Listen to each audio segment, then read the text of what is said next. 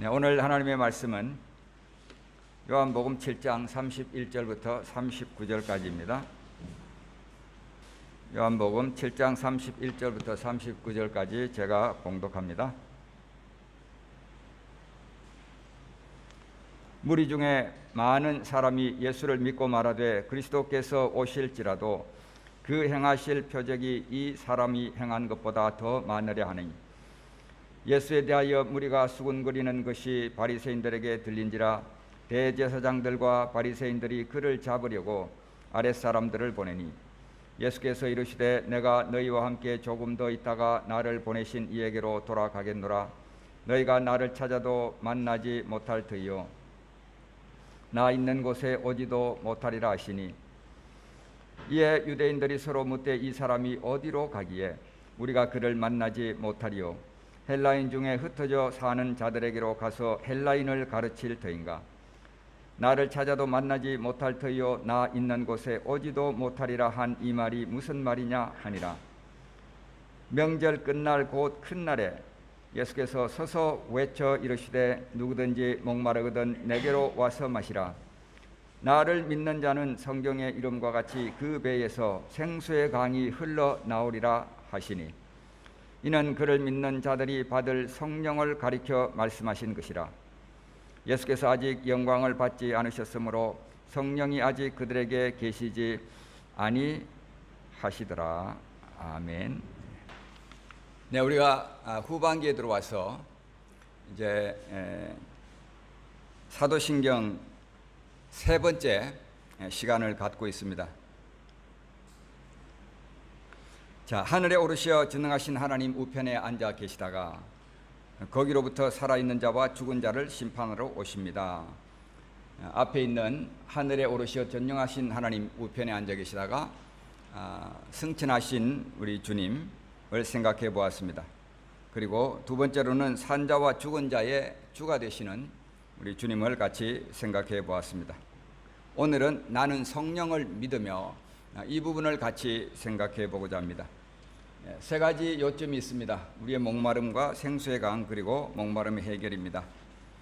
오늘 말씀에 보면 요한복음 7장 37절에 명절 끝날 곧 큰 날에 예수께서 서서 외쳐 이르시되 누구든지 목마르거든 내게로 와서 마시라 했습니다.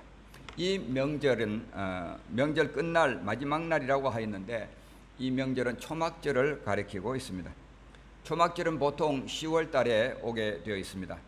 이때는 마지막 추수 때이기도 합니다. 또 이 절기는 큰 명절이었습니다. 유대인들은 보통 7일 동안 이 절기를 축하를 하였고 7일 동안에 종려나무와 또 나뭇잎 가지로 엮어 만든 임시 초막 또는 장막이라고 부르는 곳에서 생활을 해야 했습니다. 이렇게 하는 것은 그들의 조상이 40년 동안 광야 생활한 것을 기념하기 위해서였습니다. 그것은 광야 생활하는 동안에 매일매일 하나님께서 그들에게 먹을 양식을 공급해 주셨습니다. 만나와 메추라기를 내려보내 주셨습니다. 뿐만 아니라 그들에게 목이 마를 때에 물도 공급해 주셨습니다. 이 초막절은 1년 중에 마지막 절기였습니다. 그리고 그 초막절 7일을 축하하고 난 다음에 마지막 제 8일 날은 정말로 큰 모임이 있었습니다. 모든 백성이 다 함께 모이는 엄숙한 대규모 집회의 날이었기 때문입니다. 이 절기 동안에 7일 동안 매일 대제사장은 성전에서 출발해서 실로암 목까지 행진을 합니다. 금 항아리를 들고 행진을 합니다. 그리고 거기에서 물을 길어와서 성전 서편에다 붓는 그런 의식을 행하였습니다. 8일째는 물 깃는 의식이 없는 날이었습니다. 이 마지막 날에 예수님께서 서서 큰 소리로 외쳤습니다. 누구든지 목마르거든 내게로 와서 마시라. 자, 저와 여러분에게는 목마름이 있습니다. 흔히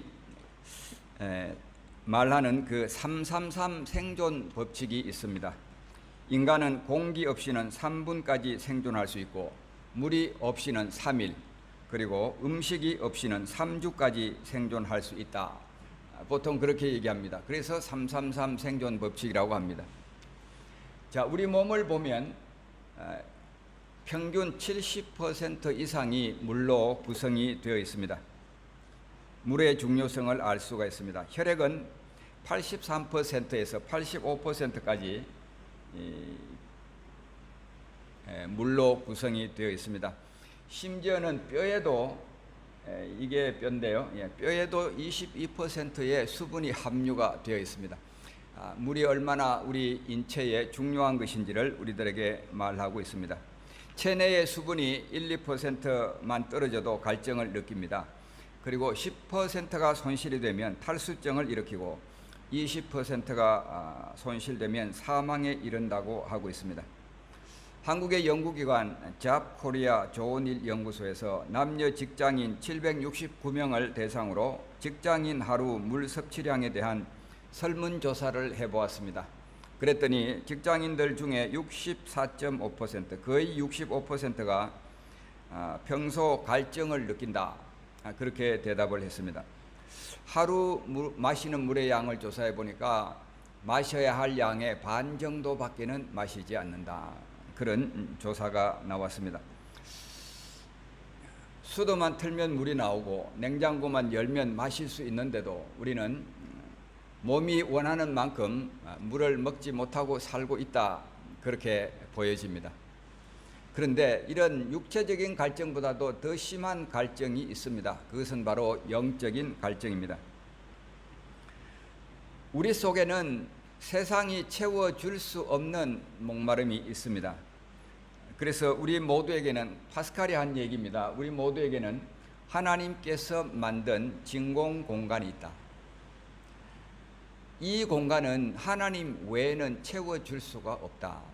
어느 누구도 이 공간을 채워줄 수 있는 존재가 없다라는 것입니다. 어떤 사람은 성에 목말라 있습니다. 그래서 이 사람 저 사람과 관계를 맺으려고 합니다. 성경에 나오는 사마리아 여인과 같은 사람이 바로 그런 사람이었습니다. 예수님께서 수가성에서 우물가에 갔다가 이 여인을 만났습니다.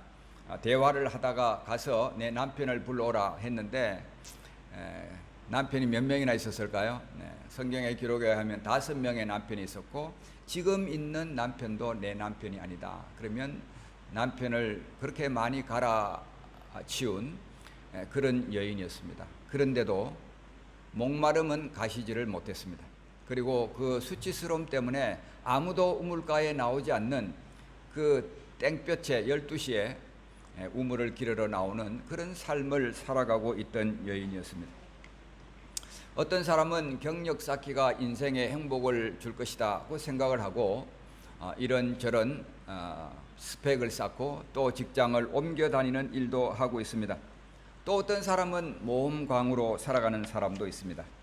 그래서 짜릿한 경험과 큰 모험을 위해서 이곳저곳을 전전하며 찾아다닙니다. 자, 마음속에 열광하는 것을 충족시키기 위해서 다음 도전지로 찾아 나섭니다. 그런데 그 짜릿했던 경험은 결코 오래가는 경험이 아닙니다. 그 경험이 식어지면 그 다음에는 뭘 하지? 하는 질문을 하게 마련입니다.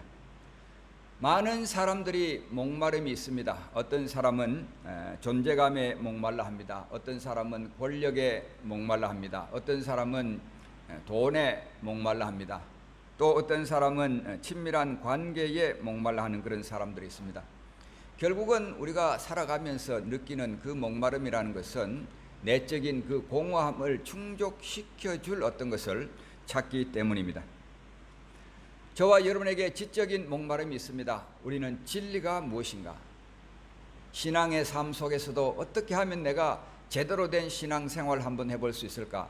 그런 목마름이 있습니다. 또 우리에게는 정의 목마름이 있습니다. 행복을 갈구하는데 어디서 행복을 찾을 수 있을지 방황하는 그런 목마름이 있습니다. 우리에게는 양심의 목마름도 있습니다. 우리에게는 죄책감이 있고 용서가 필요한 것입니다. 모든 목마름 중에서 가장 큰 목마름은 죄에서 오는 목마름입니다. 저와 여러분이 신앙인으로서 한편으로는 믿음으로 살고 싶은데 또 다른 한편으로는 세상으로 가고자 하는 그런 마음이 존재하고 있습니다. 거룩함을 한편으로는 추구하면서도 또 다른 한편으로는 육신의 욕망대로 살고 싶어하는 그런 마음들이 우리에게 내재되어 있습니다. 한편으로는 이러면 안 되겠다라는 양심의 가책을 받으면서도 또 다른 한편으로는 탐닉하고자 하는 그런 마음이 우리들에게 존재하고 있습니다. 저와 여러분에게는 그런 이중적인 마음이 있는 것입니다. 그러나 우리가 유혹을 받아서 일단 죄의 길로 가고 나면 수많은 부정적인 경험들을 하게 됩니다. 여기에 나와 있는 게 몇 가지 예입니다. 개인적으로 수치심과 당혹감과 자신감 상실, 정서적 불안, 또 그것 때문에 또 다른 거짓말을 해야 되는 그런 일들이 생깁니다. 책임 전가하기도 하고 두려움이 생깁니다. 사람에 대한 두려움, 환경에 대한 두려움, 심지어는 하나님 자신에 대한 두려움도 생기게 되는 것입니다. 그리고 삶의 실패를 경험하게 됩니다. 죄라는 것은 선한 모든 것을 파괴합니다. 저와 여러분에게 정말 신앙인으로서 중요한 믿음을 파괴합니다. 믿음으로 누릴 수 있는 게 너무나 많은데 그 믿음을 파괴하는 것입니다. 양심을 파괴하고 마비시킵니다. 관계를 파괴합니다. 가정을 파괴합니다. 선한 모든 것이 다 파괴되는 그런 결과를 가져옵니다. 그리고 과거에 묶여 살아가게 되고 그리고 중독과 집착으로 나아가게 되는, 우리가 분명히 알아야 할 한 가지 사실은 죄는 우리가 가고자 의도했던 것보다 훨씬 더 멀리 우리를 데리고 간다는 사실입니다. 가다가 중단할 수가 없습니다. 내가 생각하는 것 이 정도 하고 마치겠다고 생각을 했는데 죄는 그보다 훨씬 더 멀리 우리를 데려가고 마는 것입니다. 우리를 만족시켜 줄 것처럼 보여서 우리가 유혹을 따라서 죄의 길로 가게 되는데 결국은 그 결과는 삶의 목마름을 더 심각하게 경험하게 되는 그런 길로 가게 된다는 사실입니다. 자, 과연 해결책이 있을까요? 있다면 그 해결책은 무엇일까요? 자, 오늘 예수님께서 하시는 말씀, 아주 중요한 말씀을 하고 계십니다. 누구든지 목마르거든 내게로 와서 마시라. 나를 믿는 자는 그 배에서 생수의 강이 넘쳐나리라. 자, 그래서 해답은 여기에 있습니다. 하나님은 이미 저와 여러분에게 해답을 제시해 주셨습니다. 너무나도 큰 자원들을 저와 여러분에게 주신 것입니다. 구약 성경 가운데 소위 말하는 대선지서라고 불리는 책들이 있습니다. 이사야, 예레미야, 에스겔, 다니엘, 이런 것들이 대선지서입니다. 이들 중에 다니엘은 이미 예루살렘이 몰락하고 난 다음에 갔던 기록이 나와 있는 곳이고, 이사야, 예레미야, 에스겔 이 세 선지서는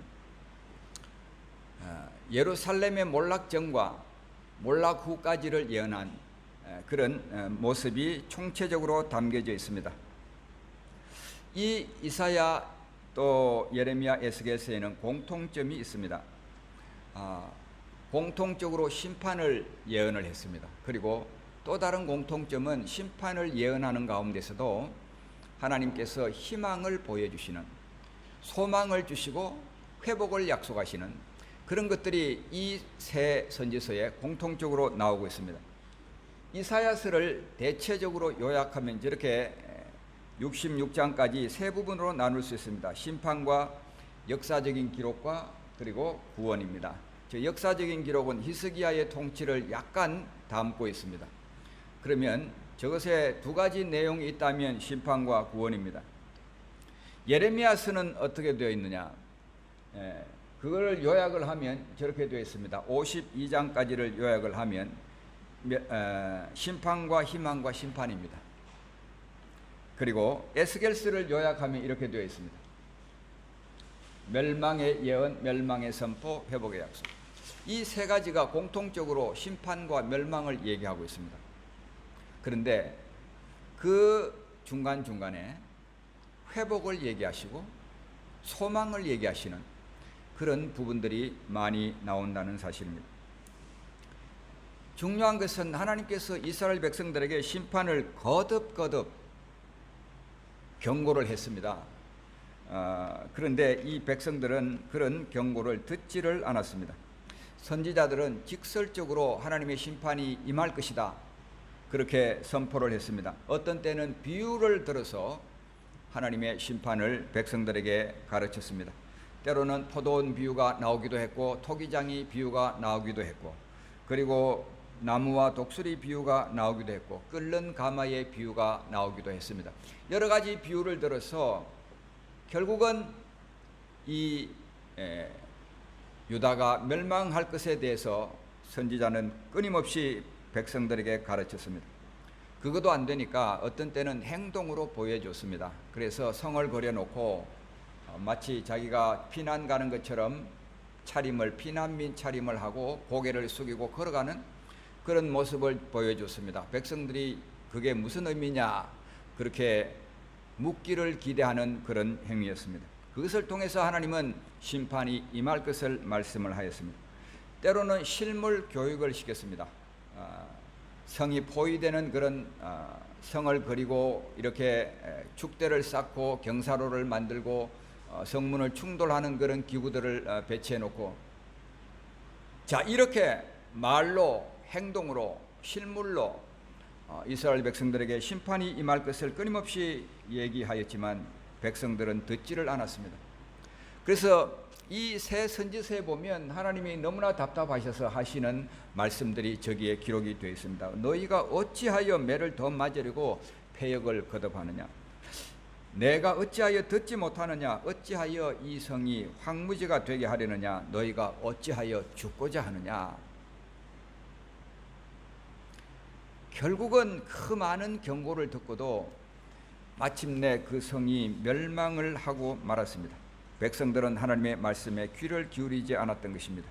사람들은 포로로 잡혀갔고 그 땅은 황폐하게 변하고 말았습니다.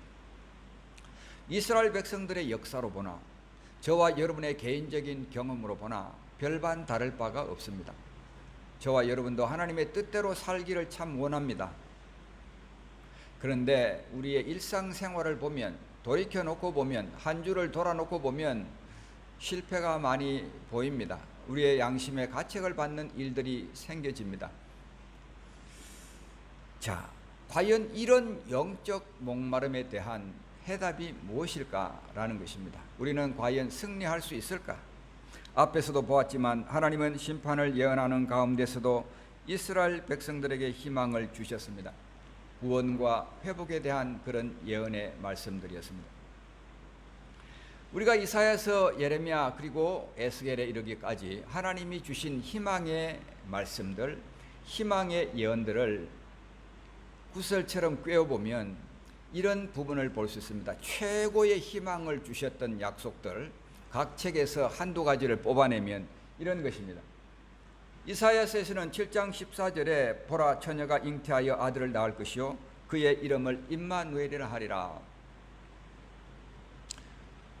아무리 가르쳐도, 아무리 실물 교육을 해도, 행위 예수를 보여주어도 도대체 돌이키지 못하는 그 백성들을 향해서 하나님의 최후적인 약속은 무엇인가?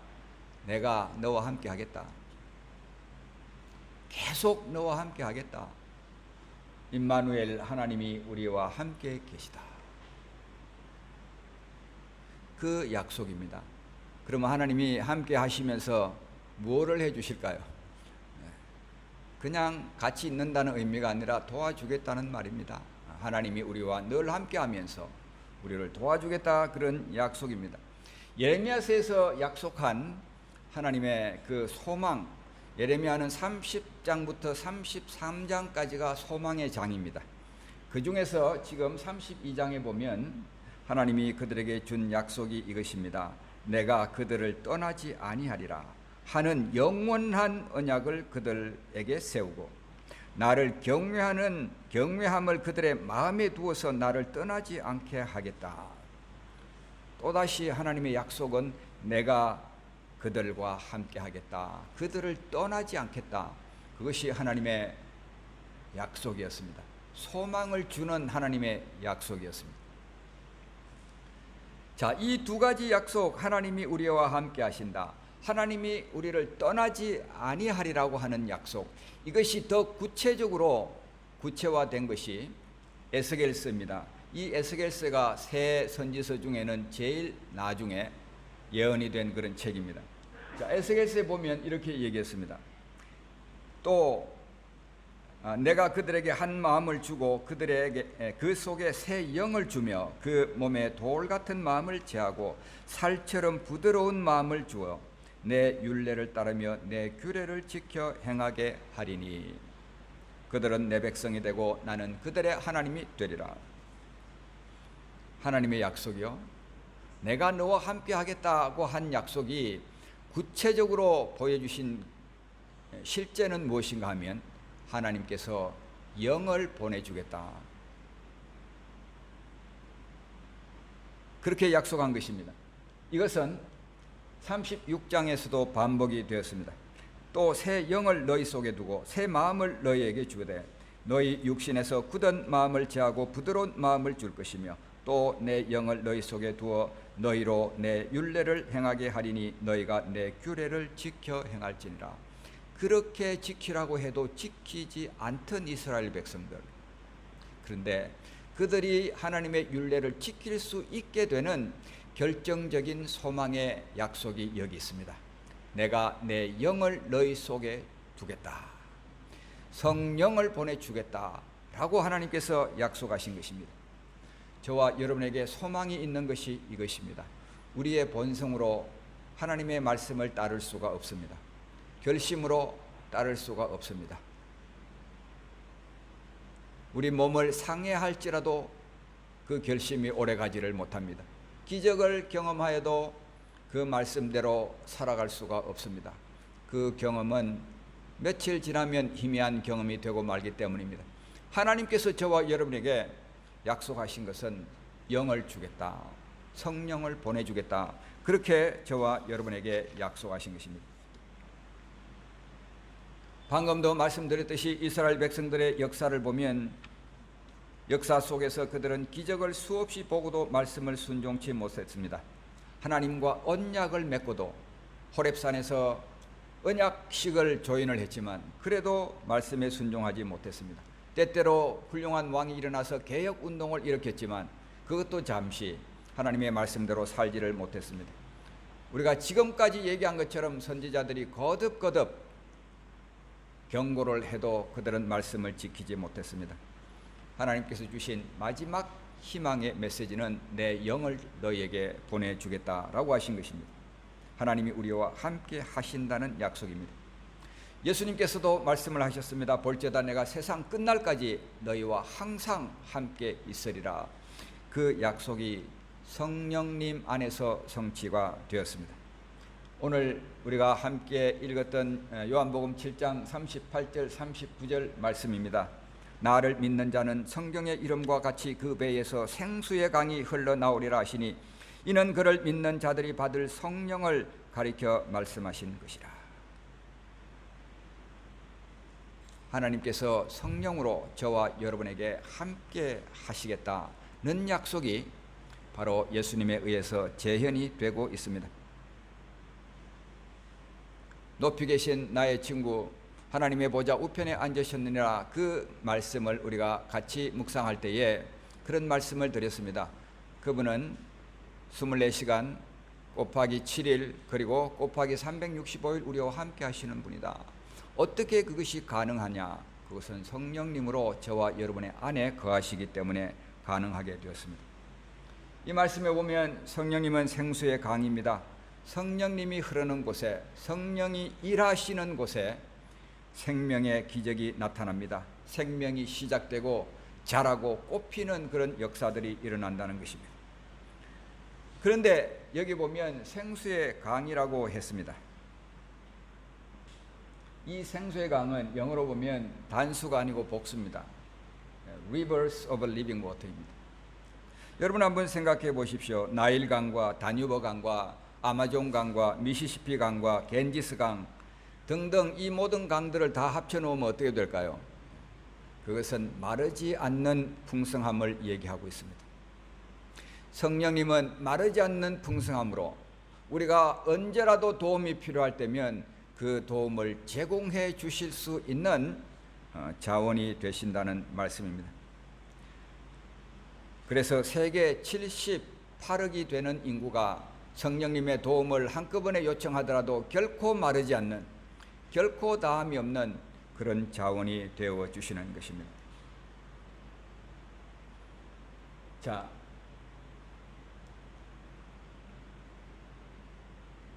예수님께서 얘기하실 때에 나를 믿는 자는 생수의 강이 그 배에서 흘러나리라고 했습니다. 우리가 앞에서 그런 얘기를 하였습니다. 우리 모두에게는 하나님께서 만든 진공 공간이 있습니다. 저거는 내가 결심으로 채울 수가 없는 곳입니다. 이 세상의 지혜나 지식으로 채울 수가 없는 곳입니다.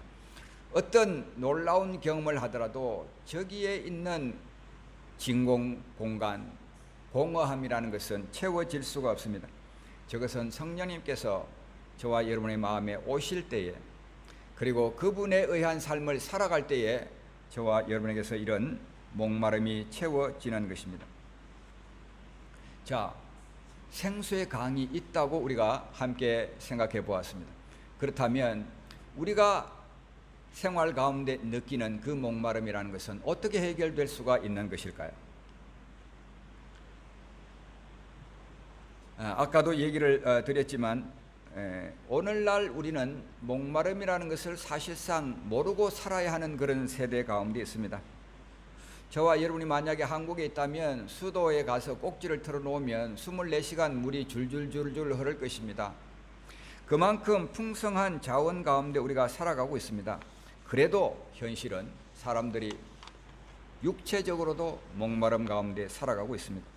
더구나 영적인 그런 목마름은 체험을 받지 못한 가운데 살아가고 있습니다. 말을 물까지 데리고 갈 수는 있지만 억지로 물을 마시게 할 수는 없습니다. 생수의 강이 지금 흐르고 있습니다. 그런데 중요한 것은 이 강을 우리가 마시는 게 필요합니다. 아무리 옆에 시내가 흐르고 생수의 강이 흐르고 오아시스가 있다고 할지라도 내가 그것을 마시지 않으면 그것은 나와는 상관이 없는 일이 되고 마는 것입니다. 어떻게 하면 생수의 강을 마실 수가 있을까? 예수님은 와서 마시라. 누구든지 목마르거든 내게로 와서 마시라고 했습니다. 그냥 생수의 강이 흘러 우리 입으로 들어가는 것은 아닙니다. 와서 마시라고 말하고 있습니다. 자, 예수님께서 요한복음 8장 37, 38절을 다시 봅니다. 누구든지 목마르거든 내게로 와서 마시라.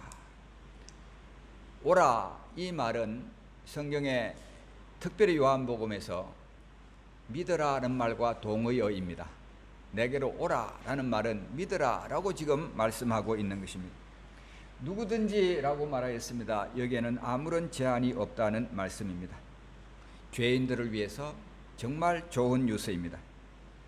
예수님께서 큰 소리로 외쳐 부르셨습니다. 누구든지 목마르거든 내게로 와서 마시라. 이거 참 이상한 일입니다. 사실은 갈급한 사람이, 목이 마른 사람이 찾아야 하는데 예수님이 지금 서서 목마른 사람은 내게로 오라고 지금 외치고 있는 것입니다. 정말 이상한 일입니다. 우리는 죽음의 길을 걸어가고 있는데 예수님께서 생명의 길로 돌아오라고 지금 우리에게 호소하고 있는 것입니다. 주님은 너를 먼저 정결케 하라, 그러면 내가 생수를 주겠다, 그렇게 말씀하지 않으셨습니다. 금댕이를 묻힌 그대로 우리는 주님께 갈 수 있다는 얘기입니다. 누구든지라는 말은 어떤 사람도 예외가 없습니다. 그래서 나는 자격이 없어, 그것은 자기 스스로 평가하는 것이고 그것은 하나님의 은혜를 무시하는 말입니다. 하나님께는 나는 자격 없어 이런 말이 사전에 없습니다. 누구라도 언제라도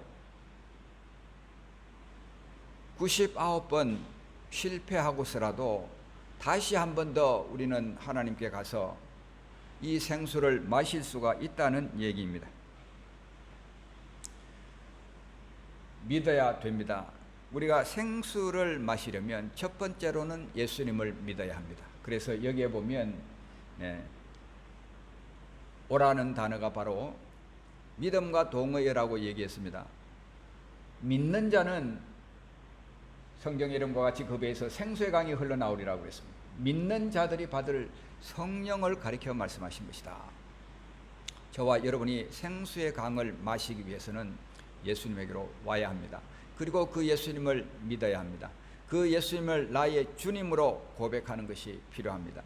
그런 사람에게 하나님은 생수의 강이 흘러나리라고 약속을 했습니다. 자, 첫 번째, 우리가 정말 목마름을 해결하기 위해서는 예수님과 관계없이 살아가면 그 목마름이라는 것은 해결될 수가 없습니다. 예수님에게 올 때에 그분을 내 구세주로 나의 주인이 되어주세요라고 고백할 때에 그 예수님은 우리의 삶 가운데 찾아오시고 우리의 삶에 좌정하시고 성령으로 우리와 함께 하게 되는 것입니다. 자, 두 번째로 우리가 해야 될 일이 있습니다. 성령의 도움을 구해야 합니다. 우리의 내적 갈증을 해결해 줄 것은 주실 수 있는 자원은 성령님 외에는 없습니다. 하나님의 말씀대로 규례대로 살 힘은 외부에서부터 우리에게 주어지는 것이 아니라 내부에서부터 솟아나와야 된다고 성경은 말하고 있습니다. 그래서 에스겔서에는 하나님이 그 속에 새 영을 주어서 내 규례를 지켜 행하게 하리니 라고 하셨습니다. 이 말씀에 보면 나를 믿는 자는 성경의 이름과 같이 그 배에서 생수의 강이 흘러나리라고 했습니다. 자, 이 배에서라고 했는데 사실 영어 성경들에서는 다 보면 그 안에서부터 마음으로부터 생수의 강이 흘러나온다고 했습니다. 이 요점은 무엇입니까? 우리 속이 변해야 된다는 것입니다. 예수님을 믿음으로 내 속에 성령님이 함께 하시는 그런 속이 변해야, 속사람이 변해야, 그래야 이것이 밖으로 흘러나오는 그런 삶이 될 수 있다는 것을 말하고 있는 것입니다. 우리 힘으로 안 됩니다. 결심으로 안 됩니다. 그런데 성령님이 우리 안에서 일하기 시작하시면 가능합니다. 그래서 저기에 그림도 하나 나와 있는데 우리 능으로 힘으로 되지 아니하고 능으로 되지 아니하고 오직 나의 영으로 말미암느니라. 하나님의 영으로 주님은 이 일을 가능하게 하시는 것입니다. 우리가 하나님의 도움을 구하는 가장 단순하고도 가장 확실한 방법이 있습니다. 그것은 뭐냐면 성령님에게 물어보는 것입니다. 우리가 성경에 보면 다윗이 어디를 가든 전투에서 승리를 했습니다. 그래서 명성이 높아졌습니다. 다윗이 어디를 가든 승리한 비결이 무엇인지 여러분 아십니까? 다윗은 전쟁을 치르러 나가기 전에 항상 하나님께 물었어요. 네, 그것이 바로 역대상에 나옵니다. 블레셋 군대가 쳐들어왔습니다. 그러니까 다윗이 하나님께 물었습니다. 내가 블레셋 사람을 치러 올라가리까 그들을 내 손에 넘겨주시겠습니까? 여호와께서 그에게 이르시되 올라가라. 내가 그들을 내 손에 넘기리라 하신지라. 하나님의 지시를 받고 전투에 참가한 다윗은 백전백승을 했습니다. 하나님이 완벽하게 아시는 분이고 하나님이 도와주시는 분이기 때문에 그렇습니다. 몇 절 후에 14장 14절에 보면 블레셋 군대가 다시 쳐들어왔습니다. 그러니까 다윗이 또 하나님께 묻자온데 우리는 승리한 경험이 있으면 물을 겨를이 없습니다. 그냥 이전에 했던 방식대로 익숙한 대로 경험대로 내 지식대로 그렇게 살아가려고 합니다. 그런데 다윗은 승리를 경험해 놓고도 또 블레셋 군대가 쳐들어오니까 또 하나님께 물었어요. 근데 놀라운 것은요, 하나님께서 이번에도 마주 올라가라 그러지 않고 이번에는 매복을 해라. 여러분, 적군도 생각이 있을 거 아닙니까? 한번 실패했는데 전과 똑같은 전략을 쓰지는 않을 것이 분명합니다. 그래서 다윗이 다시 물었을 때 하나님께서는 그에게 매복했다가 기습을 하라 그렇게 가르쳐 주었습니다. 자, 저와 여러분이 생수를 마실 수 있는 비결이 여기 있습니다. 성령님께 물어야 합니다. 성령님, 이거 해도 될까요? 물어봐야 합니다. 성령님, 제가 화가 나는데 어떻게 할까요? 물어봐야 합니다. 저에게 정말 내적인 끌림이 있는데, 나를 자꾸 잡아당기는 게 있는데, 성령님 어떻게 할까요? 저를 도와주세요. 내 속에 유혹이 너무나 심각한데 성령님 저를 도와주세요. 그렇게 우리가 묻고 도움을 요청하는 게 필요합니다. 성령님과 연관해서 우리가 기도할 게 많이 있습니다. 그런데 지금 제가 얘기 드리는 두 가지는 우리가 반드시 기도해야 될 것입니다. 첫 번째 한 가지는 이것입니다. 에베소 3장 16절입니다. 너희 속사람을 능력으로 강건하게 하시며. 우리 속사람을 강건하게 할 수 있는 자원이 무엇인가? 그것은 바로 성령으로 말미암아라고 했습니다. 저와 여러분이 많이 기도해야 될 것이 있습니다. 저의 속사람을 능력으로 강건하게 해 주옵소서. 우리 속사람은 갈대와 같습니다.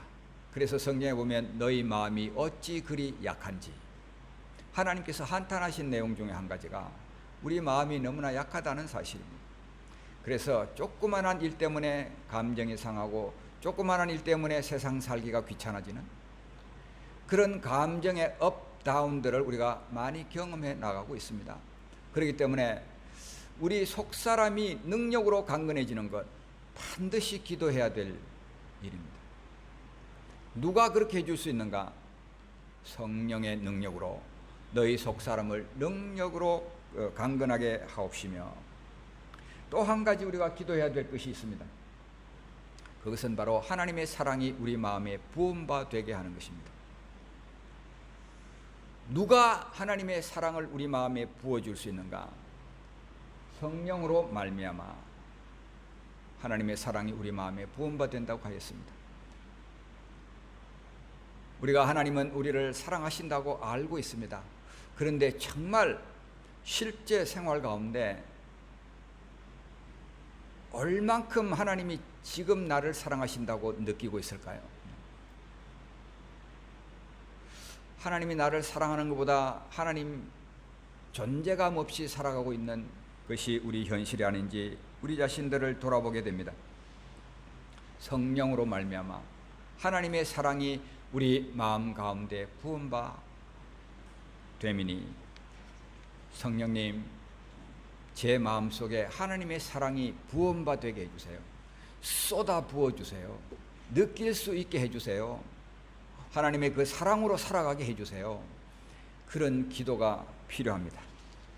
하나님이 저와 여러분을 사랑하신다는 것을 느끼게 되면요, 세상이 부럽지 않습니다. 하나님이 나를 사랑하시는데 도대체 뭐가 두려운가? 하나님이 나와 함께 하시는데 도대체 뭐가 두려운가? 사람이 나를 어찌하리요라는 담대함이 저와 여러분에게 생길 수가 있는 것입니다. 문제는 저와 여러분이 하나님께 물어놓고도 내가 하고 싶은 대로 가는 경우가 있어요. 다윗이 하나님께 어떻게 할까요? 하나님 올라가리니까 올라가라고 그랬는데 아이고 올라갔다간 큰일 나지, 뒤로 돌아가야 되겠다. 그렇게 했다면 승리를 경험하지 못했을 것입니다. 그런데 저와 여러분이 살아가면서 문제는 하나님의 뜻은 아는데 우리 마음이 안 따라주는 것입니다. 심지어는 하나님 어떻게 할까요? 성령님 어떻게 할까요? 물어놔 놓고도 성령님이 가르쳐 주시는 대로 따라가는 게 아니고 내가 하고 싶은 대로 가는 것이 문제입니다. 그래서 세 번째, 우리가 생수의 강을 마시려면 무엇을 해야 되냐면 우리 영혼을 잘 먹어야 합니다. 세 번째입니다. 첫 번째는 예수님을 믿어야 합니다. 두 번째는 의지해야 합니다. 세 번째는 우리 영혼을 잘 먹어야 합니다. 자, 우리 영혼 속에는 하나님의 뜻대로 살고자 하는 영과 악한 욕망대로 살고자 하는 육이 공존을 하고 있습니다. 그래서 여기에도 보면 지금 두 가지 법이 대치를 하고 있습니다. 내 속사람으로는 하나님의 법을 즐거워하되 내 지체 속에 한 다른 법이 내 마음의 법과 싸워 내 지체 속에 있는 죄의 법으로 나를 사로잡는 것을 보는도다. 우리가 사로잡혀 살아갑니다. 노예로 살아갑니다. 떨치고 싶은데 떨쳐지지 않는 죄가 우리를 따라다니고 있습니다. 두 가지 법이 우리 마음에 있기 때문입니다. 하나는 하나님의 법이요, 또 다른 것은 죄의 법입니다. 이 두 가지 법이 우리 마음속에 항상 공존하고 있습니다. 다른 성경의 다른 부분에서는 이것을 육신과 영으로 대조를 해놓고 있습니다. 자, 영혼을 잘 먹여야 된다고 했습니다. 우리가 육을 자꾸 먹여놓으면 검은개가 커서 영을 지배하게 되어 있습니다. 마음은 뻔히 있는데 그대로 살아가지를 못하게 되어 있습니다. 우리가 하나님의 말씀을 자꾸 섭취하면 그것이 우리 영에게 힘을 제공해 줍니다. 영이 깨어나게 합니다. 영을 강화시켜 줍니다. 하나님의 뜻대로 살고자 하는 열망을 우리에게 부어줍니다. 그래서 이 하나님의 말씀을 가리켜서 에베소서 6장 17절에서는 성령의 검, 곧 하나님의 말씀을 가지라, 그렇게 말하고 있습니다. 성령께서 우리의 삶 속에 강하게 쓸 수 있는 무기, 검이 될 수 있는 것이 하나님의 말씀입니다. 우리가 성령을 따라 살아가려고 그러면 하나님의 말씀을 섭취해야 합니다. 정규적으로 하나님의 말씀을 섭취해야 합니다. 우리 육신의 욕망을 제어하기 힘들 때가 있습니다. 마음은 번이 있는데 육이 따라주지를 않습니다. 그럴 때는 금식을 해야 될 때입니다. 육체가 마음을 따라주지 않을 때, 나를 자꾸 죄가 사로잡아 올 때에 신앙적인 삶을 살아가는 것을 방해하는 것이 내 속에서부터 밀고 올라올 때에 우리는 금식으로 들어가야 합니다. 육신의 욕망은 식욕과 밀접하게 연관되어 있습니다. 음식을 끊으면 육신의 욕망이 고개를 숙이게 되어 있습니다. 아침 한 끼 금식도 좋습니다. 금식은 어떤 분은 그렇게 표현하였어요. 하나님께 데모하는 것이다. 우리 영혼을 겸비하게 하는 것입니다. 거기로 들어가면 우리 육신이 고개를 숙이게 되어 있습니다. 나쁜 습관, 죄된 습관은 빨리 끊으면 끊을수록 좋습니다. 제가 지금 여기에 설교 원고를 가지고 있습니다. 편하게 가지고 다니기 위해서 중간을 한번 접었는데요. 제가 이 중간을 한번 접은 것은 다른 쪽으로 접으려고 제가 아무리 노력을 해도 접히는 것은 이 부분입니다. 한번 접힌 것은 이걸로 자꾸 가게 되어 있습니다. 우리가 나쁜 습관을 자꾸 계속적으로 지속해 나가게 되면요, 나도 모르는 사이에 거기로 내 생각이 향하게 되어 있고, 내 발걸음이 거리로 향하게 되어 있고, 내 눈길이 거리로 향하게 되어 있습니다. 그래서 이것이 내 삶에 고착이 되기 전에, 이게 고착이 되면 아무리 다르게 이거를 고치려고 해도 거기로 결국은 접히게 마련입니다. 그래서 내 삶에 자리를 틀기 전에, 나를 지배하기 전에 우리가 빨리 그런 것을 떨치는 것이 필요한 것입니다. 생수의 강은 흐르고 있습니다. 그 배에서 생수의 강이 흘러나리라. 문제는 저와 여러분이 그것을 마시느냐 아니냐입니다. 그러기 위해서 우리는 주님을 믿고, 그리고 그 성령님을 의지하고, 그리고 마지막에 말씀드린 것처럼 우리 영혼을 잘 먹여 나가는 것이 필요합니다. 오늘 말씀을 맺도록 하겠습니다.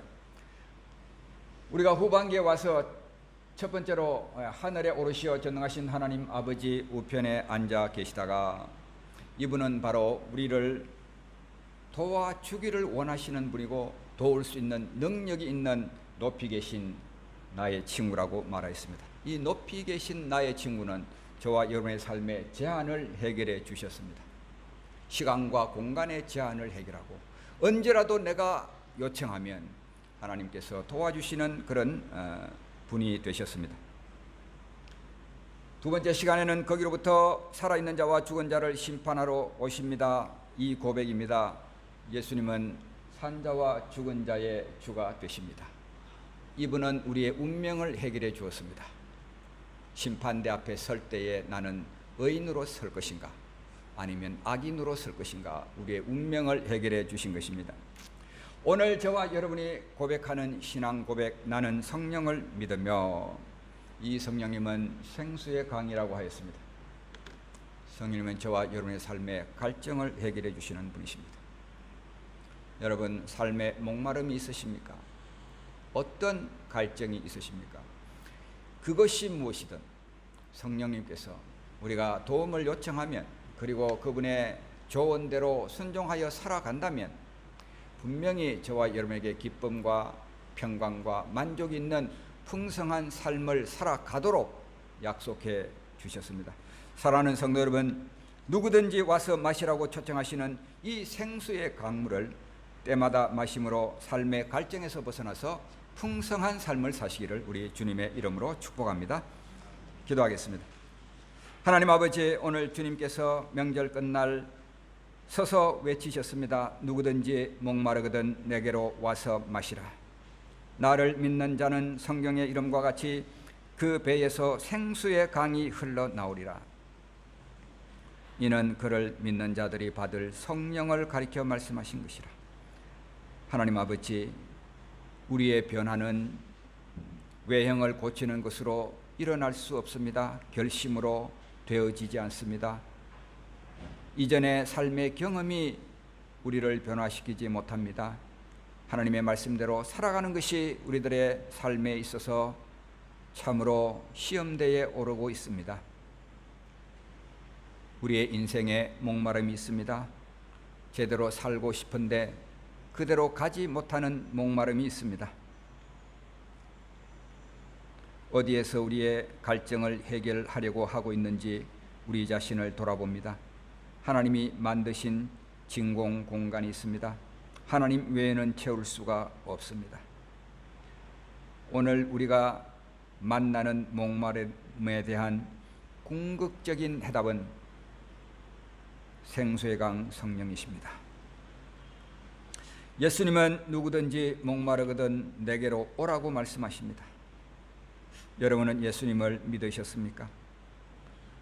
예수님을 구세주로 나의 주님으로 받아들이지 않으면 성령과 상관없는 사람입니다. 믿는 사람에게는 그 배에서 생수의 강이 흘러나게 됩니다. 주님은 우리에게 마시라고 하십니다. 강물은 흘러도 내가 마셔야 합니다. 사랑하는 성도 여러분, 주님께, 성령님께 도움을 청하고 있습니까? 물어서 행하고 계십니까? 영혼을 잘 먹이고 계십니까?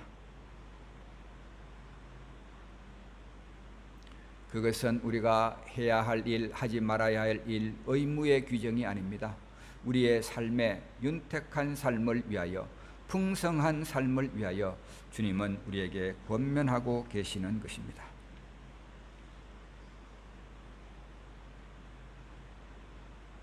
현재 경험하고 있는 목마름이 무엇입니까?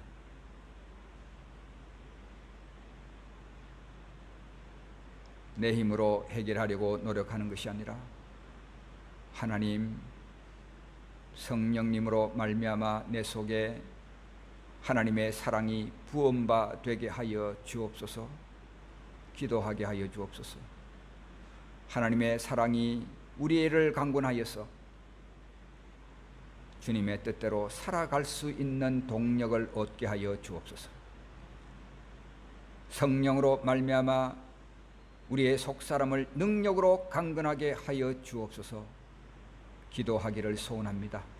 하나님 아버지, 성령께서 우리의 속사람, 갈대처럼 흔들리고 있는 속사람, 너희 마음이 어찌 그리 약한지라고 하나님께서 한탄하셨던 우리 속사람, 성령의 능력으로 강건하게 하여 주셔서 좌로나 우로나 흔들리지 아니하고 주님의 길을 걸어갈 수 있게 하여 주옵소서. 예수님의 이름으로 간절히 기도하옵나이다. 아멘.